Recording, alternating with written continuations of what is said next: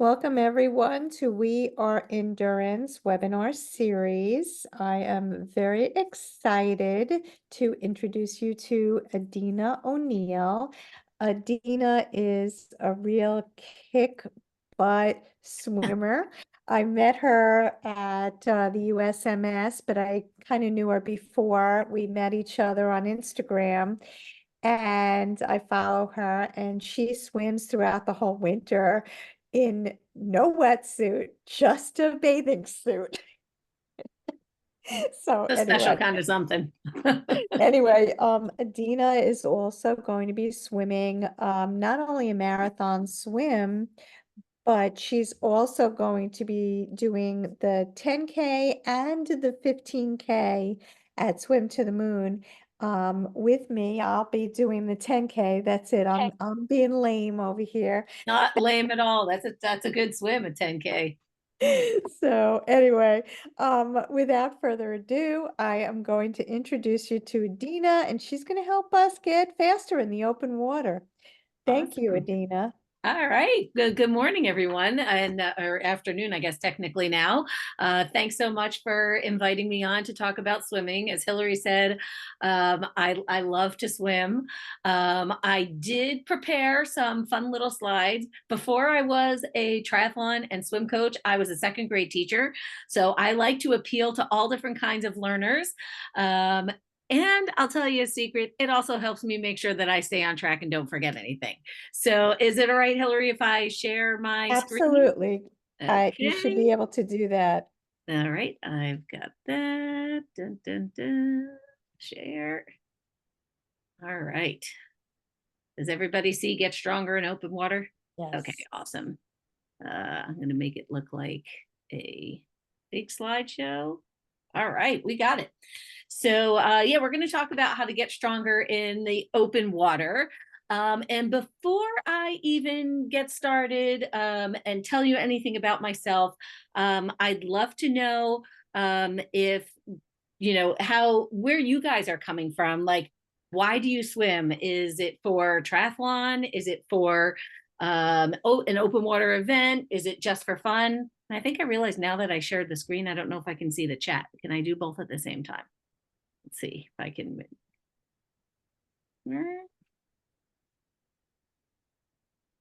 No, I don't think I can see the chat. Well, that didn't make any sense. Hold on, we're going to go back because if I'm going to ask you a question, I can't see in the chat. There we go. Okay. Yeah. So if you can just let me know in the chat, it'll help me make sure that I cover things that are most important to you. To know, why you swim. Are you guys training for triathlons? Are you brand new to swimming? I'm assuming because Hillary has invited you here that you're in the triathlon group, but maybe you're training for an open water event. If you can let me know in the chat and maybe where your favorite place to swim. Do you like to swim in the ocean? Do you like to swim in a pool? Do you prefer to swim in a lake or a river or a pond? Get a little idea of who you guys are. And then I'll go ahead and tell you a little bit more about myself. Leisure and triathlons, excellent. Those are two very good reasons to swim. Not currently signed up for anything. Pool, open water, excellent. Hello, Tito. Hi, Craig. Complete in a sprint race. Awesome. Training in the pool and moving to open water. Excellent, excellent. This is all a great start. Okay, now we're going to go back and we're going to reshare and we're going to get a little fancy. So there we go. Okay, so the way I have this set up, I'm going to tell you guys a little bit about myself and a little bit about open water swimming and why I love it so much. We'll talk about strong swimming and how we started in the pool, finding our flow in the open water, and leave some time for some Q&A at the end. So first and foremost, I'm Adina O'Neill. As you can see that little picture right under the word introduction, that's me when I was a little girl. I grew up on the Jersey Shore, and I grew up vacationing on the Jersey Shore and had spent a lot of time in the ocean, just playing around ever since I was a very young girl, and a very young age. I always loved the water. I started on a swim team when I was very young, and I have since taken that to a variety of different levels. Just so you know why I'm here talking to you about swimming. I did my very first triathlon experience was the swim portion of a relay. And that was in 2009. And I said, wow, this triathlon thing is pretty cool. So I learned to do some running. I was never a runner.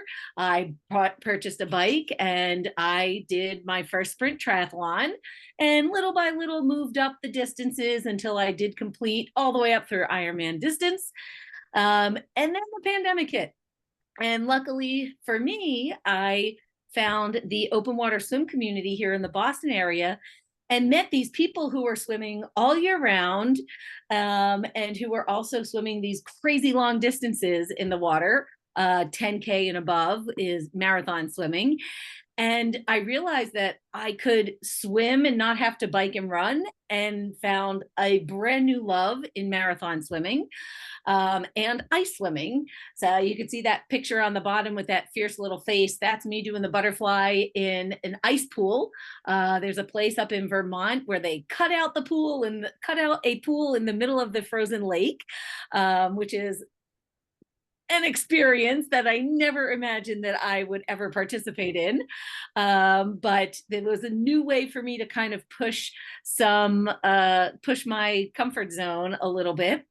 And along the way, I started coaching. I started as a triathlon coach, and then noticed that there's a lot of people who come into the sport of triathlon who don't know a lot about swimming or have a big fear of swimming. And I quickly learned that it was very different from where I came from. There's a small population of triathletes who love the swim. And I used to show up to every race. I was like all excited, ready to go. And, once the swim was over, I kind of said, all right, now the hard work begins. And as I spoke to more and more people, I started understanding that the beginning of the race was a huge source of anxiety for so many athletes because of the swim, because they were nervous about the swim. And they're like, oh my gosh, I have to start in the water. If only I could get through the swim. And I started listening to the things that people were saying. And I said, wow, this is really very different. As if only they love the swim the way I love the swim, then their experience would be so much better. And unfortunately, in the triathlon world, it's almost become accepted that the swim is going to suck. Pardon my French. Sorry. Hopefully that doesn't bother anyone. But it's become kind of accepted. Oh, I just have to make it through the swim. I just have to survive the swim. And I'm looking at it saying, well, if you actually learn to love the swim and embrace the swim, you can thrive and enjoy your experience so much more. For me, my part that I always had to make it through was the run. So you already swam, you already biked, you're tired. I'm not the strongest of runners. I'm pretty slow. That's fine, whatever. And I just found a way. I was like, well, I just hang out and talk to everybody. You can't really do that in the swim. It's not a very social part of the race. You're really all on your own. So a couple people who were on my team started asking me to help them. And I said, well, I can actually coach swimming too. And that's when I got my certification through the US Masters and also through World Open Water Swimming, which is where I finally met Hillary in person at the Masters certification. And just kind of put it into practice. So the couple of pictures you see, there's one picture of me with a big group getting everybody out in the cold. You can see some people have got gloves and booties, and we were practicing getting in the cold water, doing some cold water immersion. And then on the bottom is a day that I was working out in the open water on a swim technique with another swimmer. So the short story is to say that I took something that I loved and was just a natural part of my everyday life, and saw that I could take my excitement for that and help other people get a little more comfortable so that way they can enjoy it as well. Now, you don't have to go swim 10 kilometers. Maybe you want to, that's okay. You don't have to go swim in the cold, cold water, but all these different parts and pieces that you try that are just a little different from what you're used to might get you to a place where you actually enjoy it. So let's dive in. All right, let's see if I can get to it. Whoa, I went too fast. All right. So as I said, strong swimming starts in the pool. Okay. And there's three main things that we're going to keep in mind about swimming in the pool. Your number one kind of goal is to know that if you build your strength and your comfort and confidence in the pool, then that's going to translate to the open water.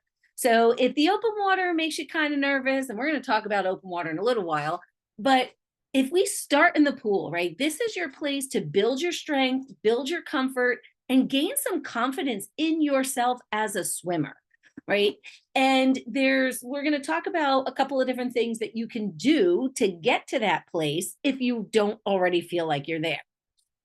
And contrary to what a lot of people think is, I don't want you to think about, oh, how am I going to go faster? How am I going to go faster? How am I going to go faster? I want you to think about, how am I going to swim with less effort? So we're talking about specifically with triathlon, your goal is to get through the swim in a comfortable, confident fashion with the least amount of effort. So that way you can then put it in, you still have to bike and run. So instead, we're going to create efficiency with our swim. And we're going to think about things like going smooth and finding a good rhythm and a comfort in your swim instead of just saying, well, I just want to go faster. And as they like to say, spoiler alert, if you become more efficient and more smooth and comfortable, speed is going to be an outcome. And the third thing to keep in mind is whenever you're in the pool, you want to mix it up. All right. Sometimes you need to work on your technique. Sometimes you need to work on your speed, and sometimes you need to work on your endurance. If we're trying to get all of them happening all at the same time, you don't get the best benefit. If you're swimming 3 times a week, you can have one session focused to technique, one focused to speed, one focused to endurance. Or there are also other ways that you can mix in, depending if you have a longer swim, do some technique at the beginning and then do a speed set. Do some technique in the beginning and then do an endurance set. So I have another question for you guys, and now I can see the chat on my screen, so that's awesome. If you have ever done drills while you're in the pool, just drop me a 1 in the chat. And if you've never done a drill, drop a 2. Oh, I just saw Melissa's. Getting started, hoping to be able to swim comfortably in the pool and open water. Okay. So Craig, Tito have done some drills. Excellent. So a 1 if you won with Hillary. Excellent. I know I can vouch. Hillary was there learning all the good drills at the clinic that I was at. So that's great to work with someone. Okay. And the second question I want to ask, so the Logan says was working with Hillary. The second question I want to ask is, have you ever had a private one-on-one personal for you specifically swim evaluation that someone has looked at your swim and said, oh, here's where you are having an issue and here's where you're not. So we'll do yes or no for this one. All right, Craig says no, Tito says yes. Excellent. All right, so no evaluation. Awesome. Awesome. So the reason I'm asking you those questions are that is a self-awareness, right? A huge thing about swimming is being self-aware. So if you know you've done drills, that's a good spot. But if you haven't had a swim evaluation, you may or may not be doing the drills that you need to be doing. So we're going to go on to the next slide. And because we're talking about form, the very first thing to becoming a better swimmer and a more efficient swimmer is fixing your form. It's a super technical skill, much more technical than running, much more technical than biking. Biking, we've got the mechanical part of it, obviously, but you don't have the, riding a bike itself is not nearly as technical as swimming is. And you can make minor adjustments in your stroke that are going to have some big impacts, not only on your efficiency, but also how comfortable you are. And of course, if you're comfortable, you're going to be a little more efficient too. So it all comes down to starting with a good form. So now you can see the pictures that I have in here they're a little, I like to have fun with my swimmers. And, we're talking about body position. Body position is the number one thing to work on with your swim.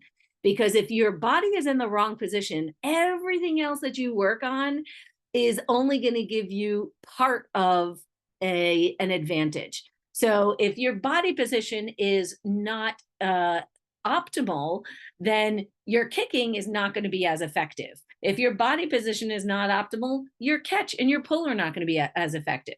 So, the body position you want, you've probably heard the word streamline if you've ever talked to a swimmer.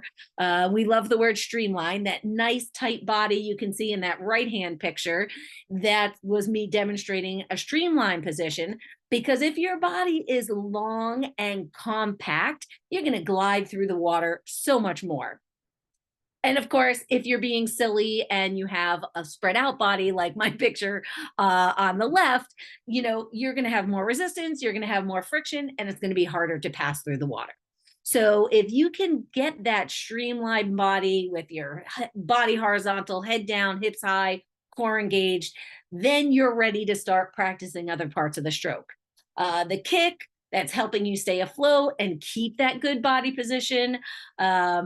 Your kick is actually, a lot of triathletes and open water swimmers don't focus on the kick because really its only job is to keep you afloat because all the power is coming from your pull. And the most important part of the pull is called the catch.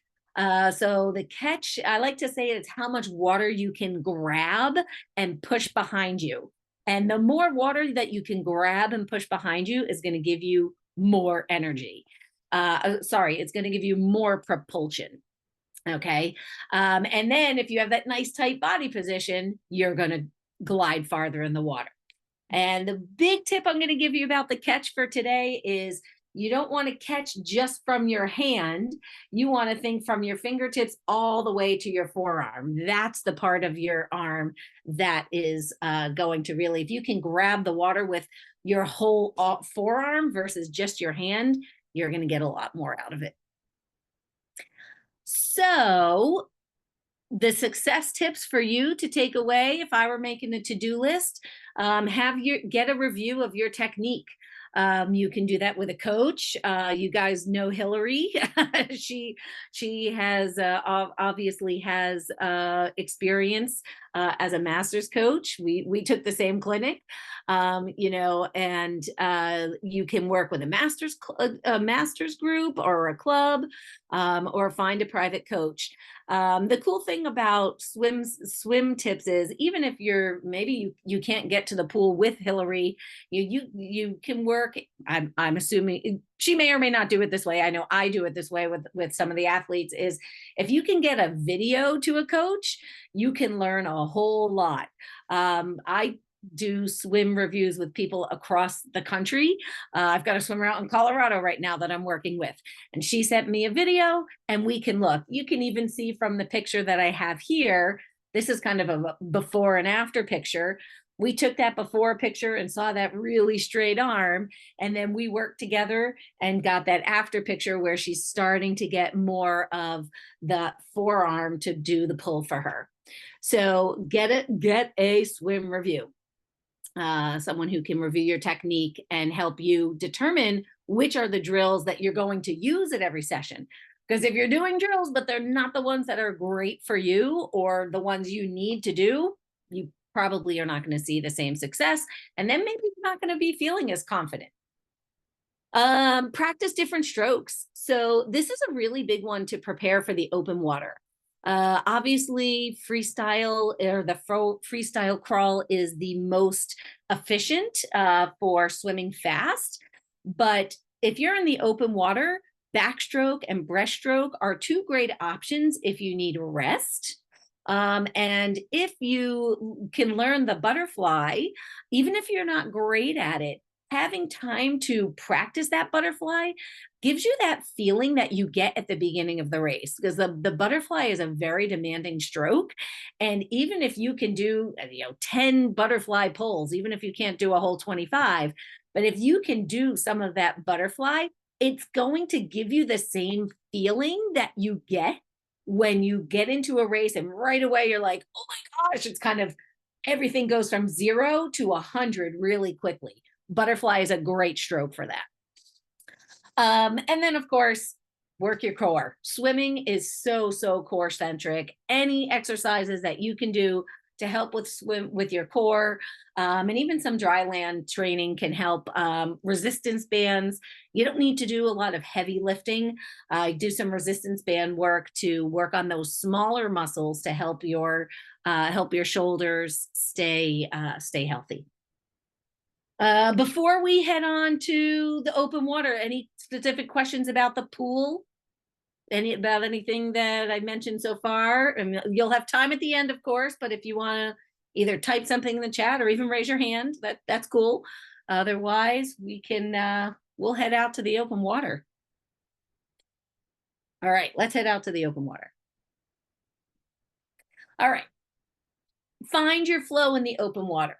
So before I start speaking, obviously you can see the things that I have written, but I'd like to know if you have ever panicked in the open water. Give me a 1 if you've panicked in the open water and a 2 if you have not.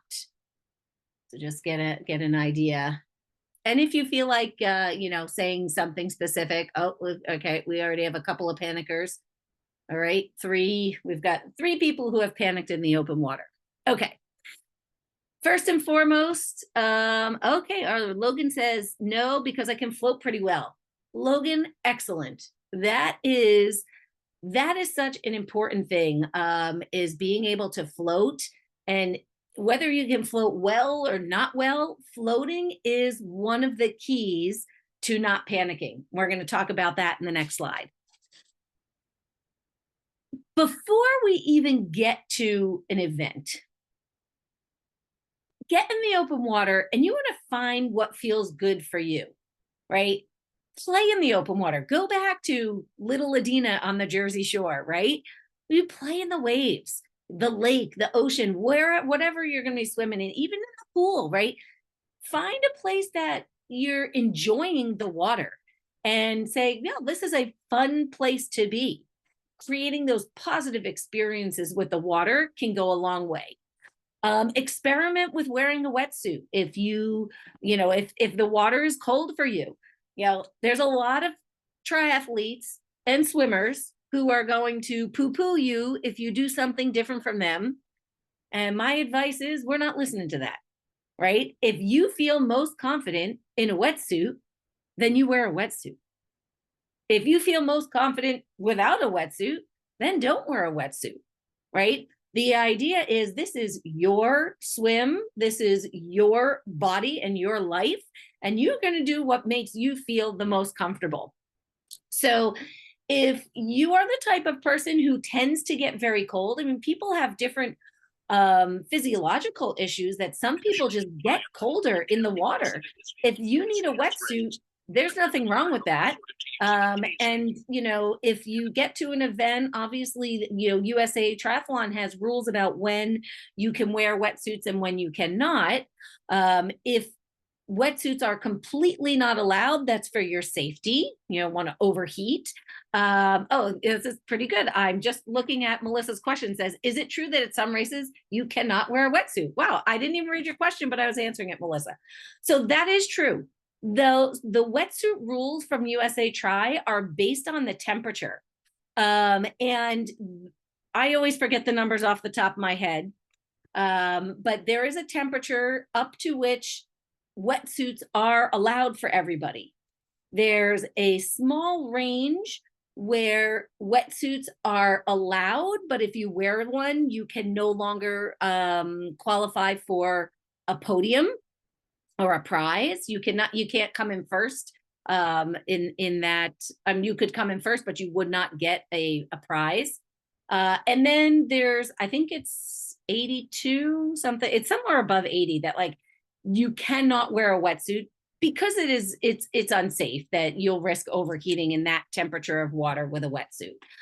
And it may be the same for everybody, but obviously USA Tri is accommodating a large group of people.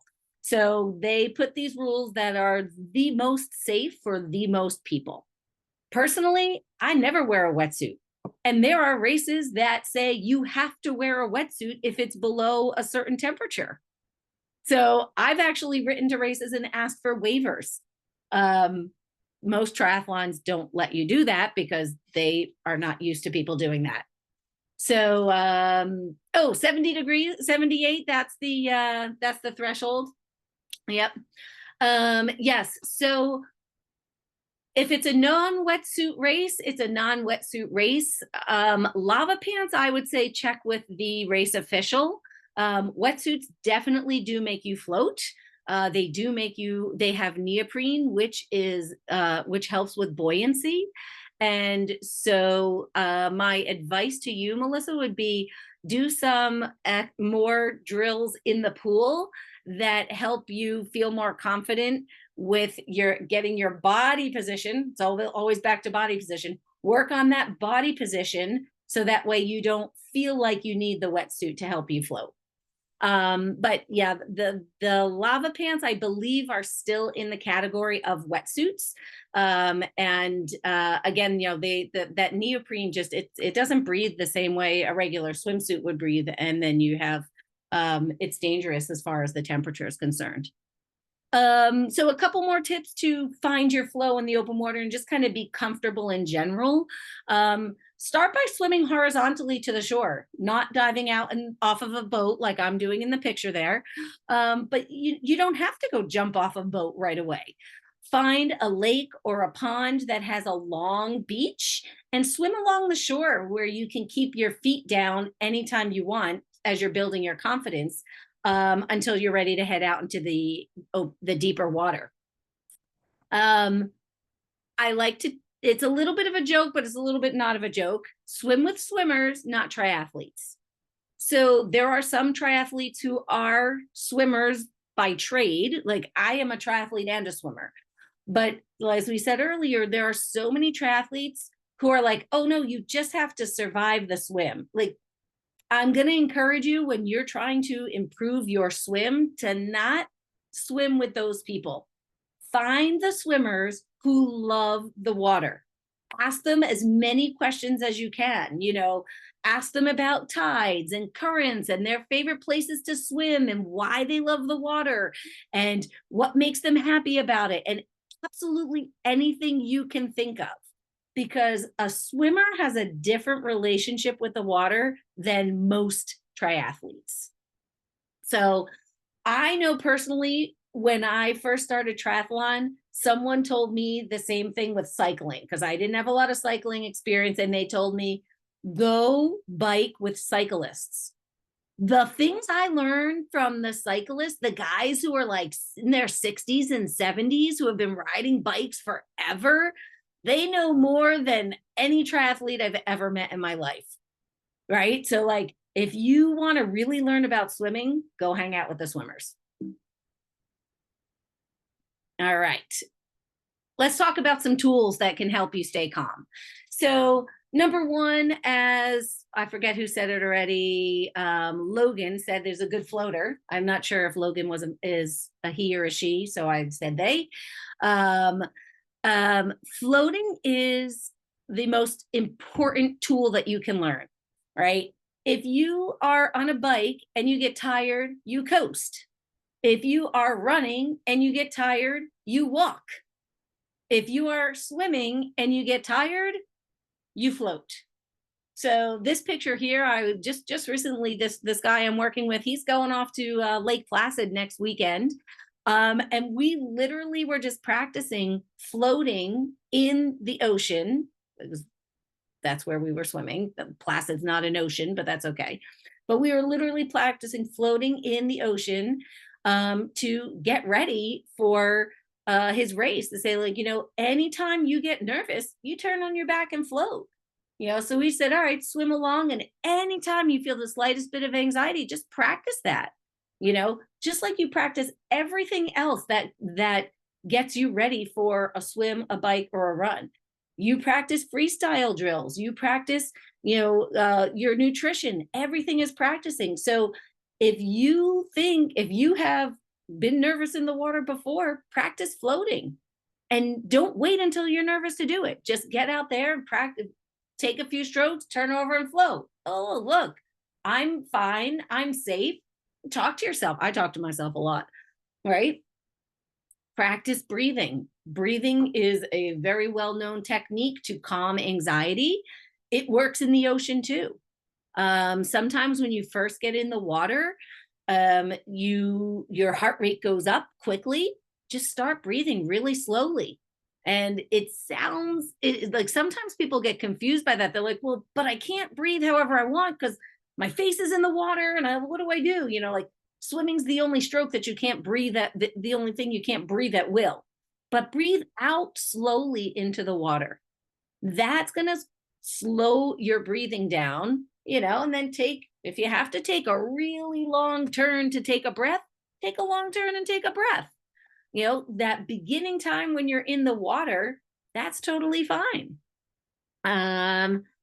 Swam on your back for most of the first try. Yeah. So there's nothing wrong with that. You can do breaststroke the entire time. You can do backstroke the entire time. Backstroke is a little tricky in a triathlon because it's hard to see where you're going. But you can make it work. You definitely can. The word freestyle means you can swim any stroke you want. So technically, freestyle is anything. There's no rules as to how you're swimming. It most synonymously ends up being that crawl stroke that everybody does, but freestyle is any stroke you want. So absolutely, like if you're most comfortable on your back, it's a lot easier to breathe on your back as well. And the other thing I encourage people to do is find something to focus on. And there's two kinds of, you can focus internally on yourself. And for some people, that makes the anxiety worse. Or you can focus externally on something else. And for some people, that makes the anxiety worse. So you're going to have to play around with it a little bit to see what works best for you. But when I'm saying focus internally, hyper focus on something of your stroke, right? It's an action that you can control. And it may be you're going to just pay really close attention to how you're breathing.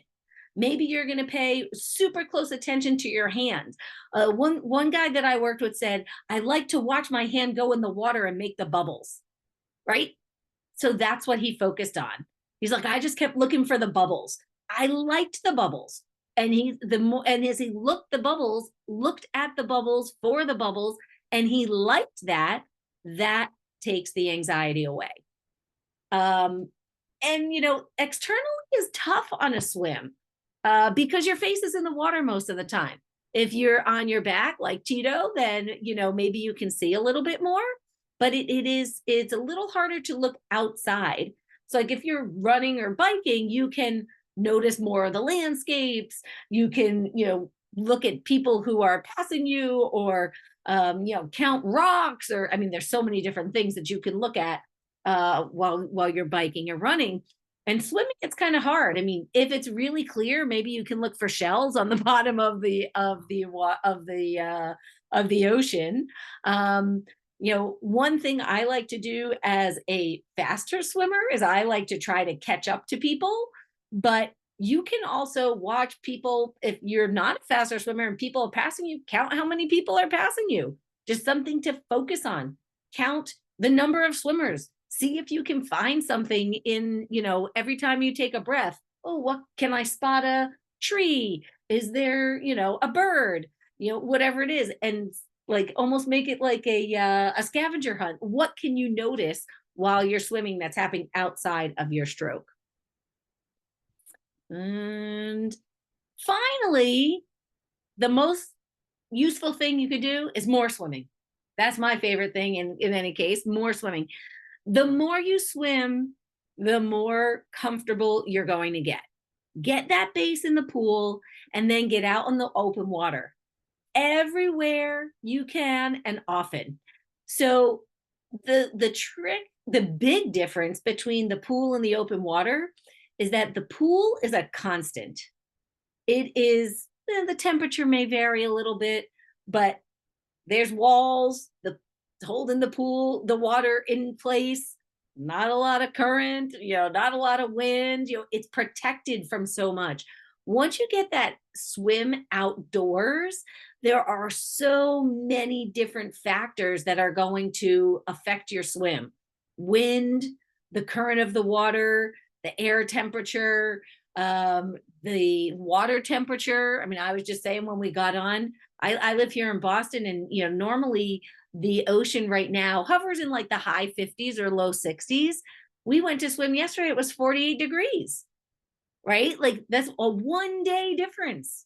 So you kind of never know what you're going to get when you go into the open water. For me, that's one of the things I love. It's always something different, and it's always challenging you in a different way. But if you get out there and you swim a lot, you get practice swimming in the wind and swimming when the current changes, with the current, against the current, on a hot day, if it rains, like all of those things, similar to like on a bike or a run, right? Hillary actually just was talking about this the other day, that she went out and was biking in that, she said it was such a wet bike ride. But if you never go out and bike in the rain and you show up and it's raining on race day, are you not going to ride? Probably not, right? So you get out there and you take that practice in as many conditions as you can. And then the one thing, the middle point that's on this slide is, if you have a specific event that you're training for, look at what the conditions are going to be. Like, check that out. What kind of water is it, right? If you're going to be swimming in a lake, practice in lakes, because lakes and ponds and bays and open ocean, they are all act a little differently. So, for example, the ocean actually is the most buoyant of the water. The salt water actually helps keep you up. So whenever people are like, oh, I'm afraid of the ocean, I was like, oh, but the ocean is holding you up and the waves are just carrying you along. Like, I love that feeling. But the swim that Hillary and I are doing, the swim to the moon, is in a lake. So it's not as buoyant. The fresh water is not going to hold you up the same way the open ocean does.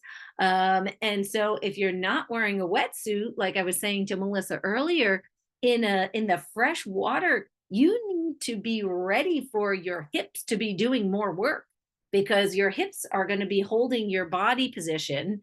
And if you're doing a long swim, like the 10K that Hillary and I are doing, you're going to get your hips get really tired in the open water. And if you're someone, hey, a sprint triathlon or Olympic distance triathlon might feel like a marathon swim to you. All right. If that's what your marathon swim is, if you're used to doing 200 or 300, meters, and now you're going to do an Olympic and it's 750 meters, that's not right. 750 is a half a mile. The Olympic is, 1,500 meters. It's twice that much. Right. So that's a big difference. And you want to make sure that you're practicing in the water that you're going to be swimming in. So that's what I've got for you guys.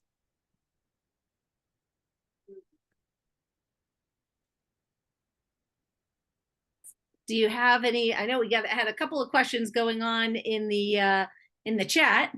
Oh, that's me saying thank you for having me here. We're at the end, so I can press stop. Okay.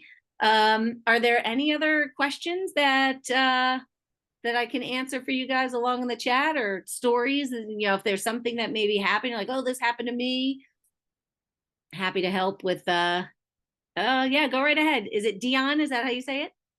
Well, Diane. Diane, sorry. Diane. I have a question. I lost part of my eyesight And Okay. so what would you recommend? I'm not blind. I just lost part of it. Yeah. What would you recommend in swimming, like drills or whatever, to help me compensate for that? Well, how, like, can you, in the pool, can you see the black line on the bottom? Like, can you, Yes, I only lost my peripheral vision. peripheral vision? Okay. Yeah. Yeah.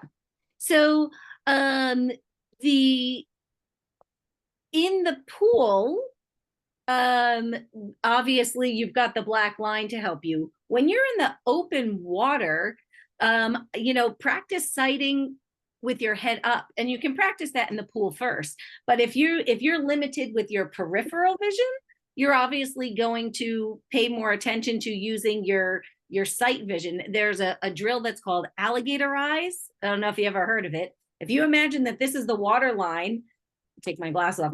If this is the water line, you're going to practice swimming with your eyes like this, like right on the water line. So that way you can swim and see and not be picking up your head and compromising your body position. So you might want to practice, because if you're picking your head up a lot to see, you might kind of slow yourself down with the body position.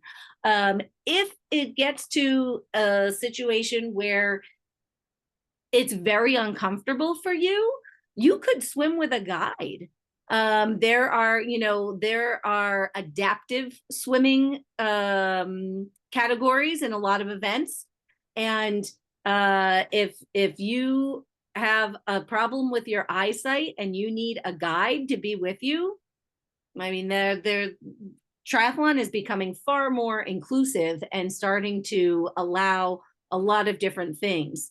So those might be something to think about. Thank you.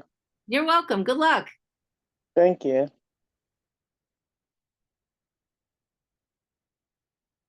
So I had a comment or shared a story and some other things. So totally agree with you as far as Logan. As I said, my first New York try, I've shared this story many times with Hillary.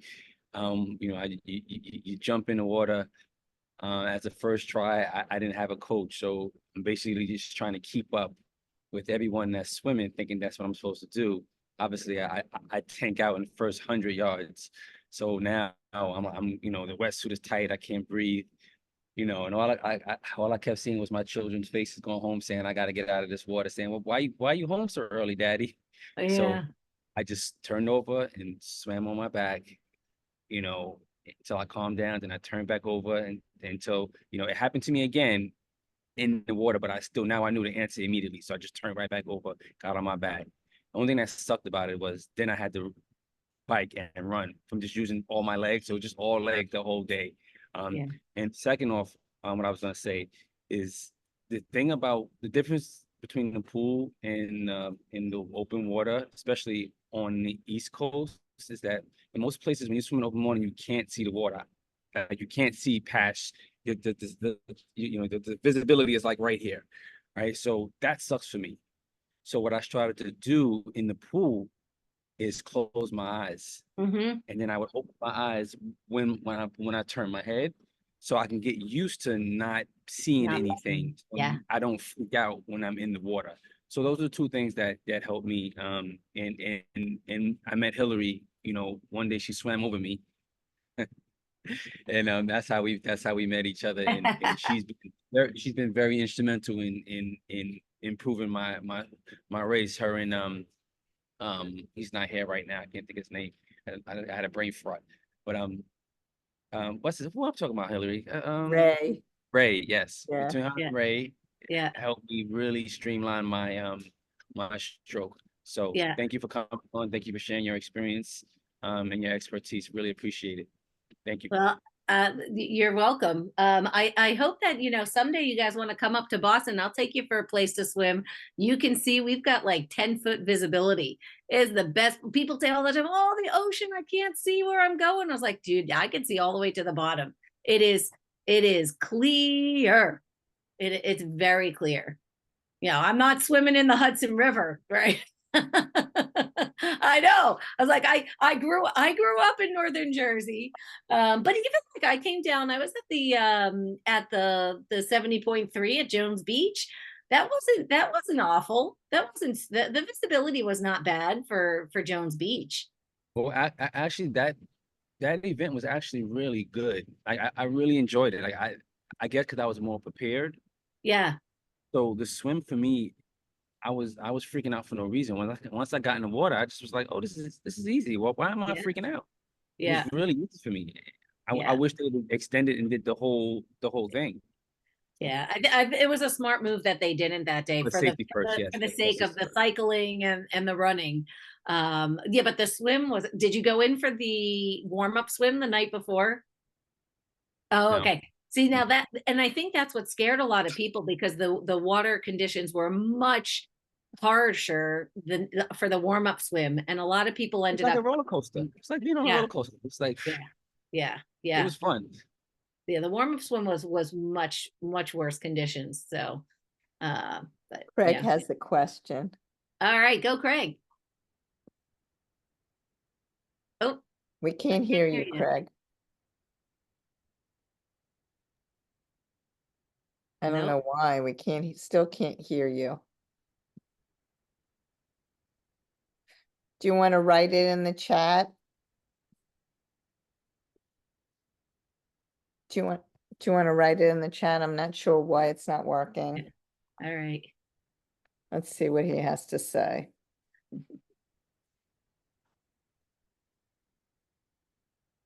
I have another question. Okay. How do you prevent someone from swimming over you? Prevent someone from swimming over you. Well, I Gotta have swim faster. the answer, the correct answer to that, which I don't see happening anytime soon, is USA Triathlon needs to enforce the sportsmanship rules in the swim. Yeah, they need to pick a few big races and get out there and in and Ironman as well. Like they need to pick a few big races and get out there and penalize people for doing it. There's no reason anybody should be doing that, first of all. So the actual answer to that's the dream answer is it should not happen. There's no reason for it to happen. And that's another reason I say swim with the swimmers, not with the triathletes. Triathletes think that it's a rite of passage. Oh, well, someone swam over me, I'm going to swim over you. I've never swam over anybody in my life, ever. I've never pulled. Okay, I shouldn't say. When I was in swim practice, like when I was 8 years old, we used to tag our friends' legs. Okay, but that's something different. But in a triathlon, I've never swam over anyone. I've never punched anyone. I've never hit anyone. Like, you've got to be aware of your body. Like I know I've hit people. I know I've hit people and kicked them. Well, I'm saying like punched. Like there are people who said like I got punched and elbowed. Like there's no space for that, and there's no need for that. That's why I'm such a strong proponent in not doing the breaststroke. I hate to say it because people do the breaststroke and they whip their legs out and they kick you in the rib or they, hit you in the face. It's very dangerous. I think the only stroke that should be allowed personally is the freestyle stroke.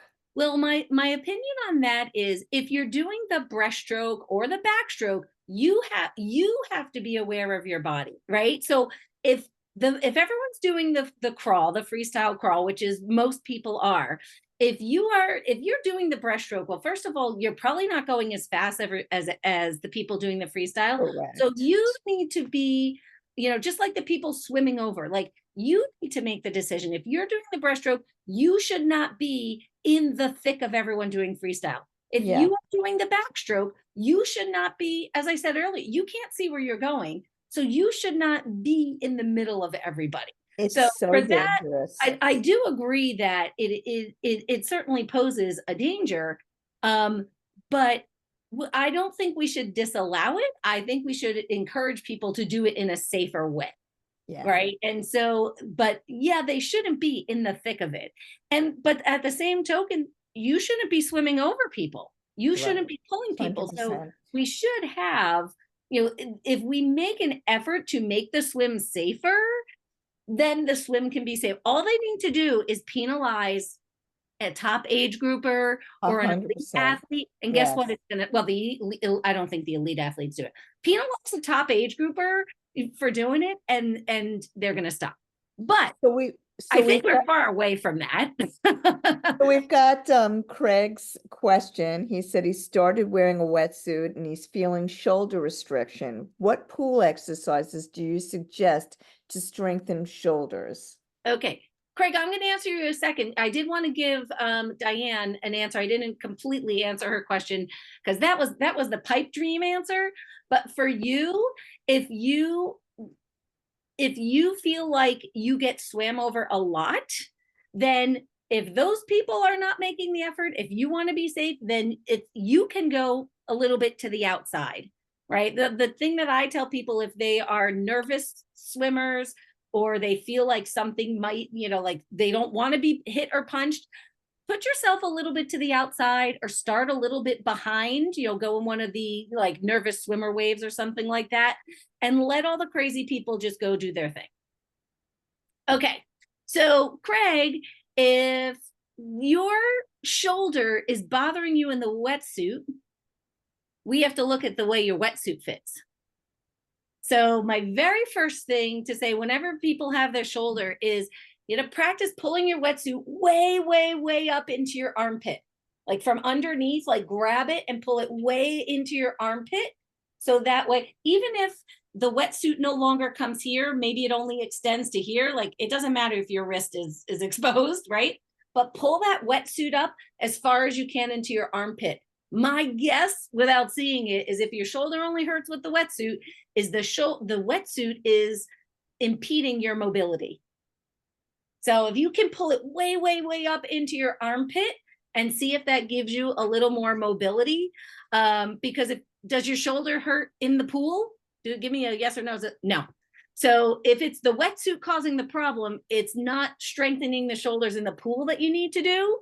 It's fixing that wetsuit and really, really pull it up into your armpit. If you can't swim laps in a pool nonstop, yet should you not attempt open water swim yet? Okay. Thank you. I appreciate you put the she, her. Okay. So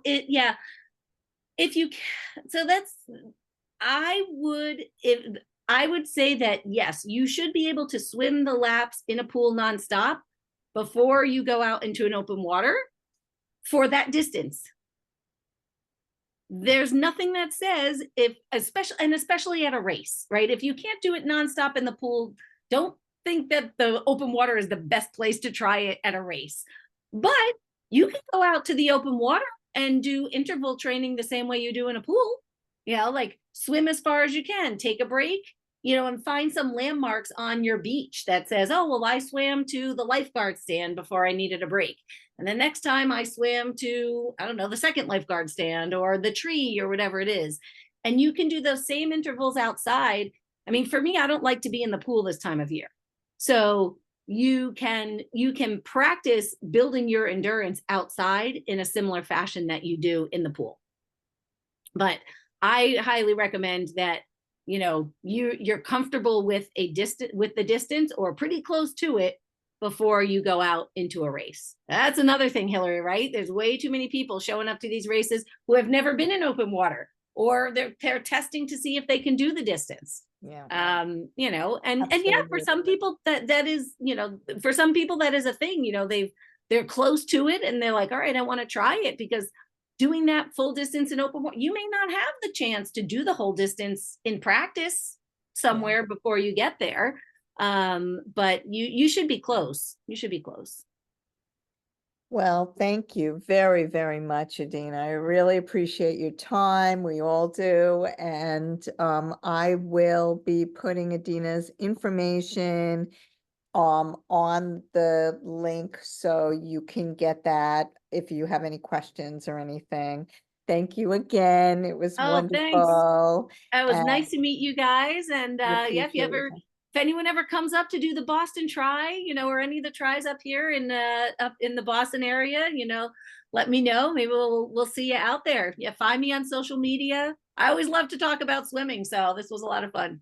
Okay, take care. Bye-bye. Thanks, Hillary. Bye.